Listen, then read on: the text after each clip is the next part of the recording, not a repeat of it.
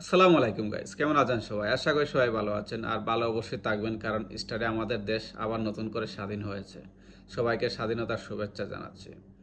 এখন এখানে কিছু মানুষ আছে আসলে খুবই ইমোশনাল হয়ে গেছে, যারা আসলে মুজিবের যে ভাস্কর্য আছে, ভাস্কর্যটা আসলে আমরা মূর্তির যেটা বলি, এটাকে ভাঙ্গার কারণে আসলে অনেকে দুঃখ প্রকাশ করতেছে, অনেক ইমোশনাল হয়ে যাচ্ছে। তো প্রথমত আমি একটা জিনিস বলবো কি, আমাদের ইসলামে আসলে কোনো ভাস্কর্য আসলে এগুলো আমাদের হারাম। আমাদের ইসলামে কোনো জায়গাতে লেখা নাই যে আসলে ভাস্কর্য আমাদের জন্য ভালো একটা কাজ।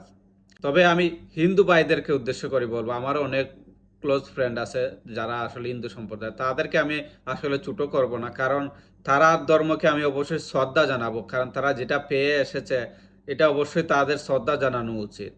কিন্তু আমরা আসলে এই ভাস্কর্য আমরা যে আল কোরআন আছে এখানে আমরা পাই নাই, যার কারণে আসলে আমাদের জন্য আসলে এটা ভালো না, যার কারণে অনেকে ইমোশন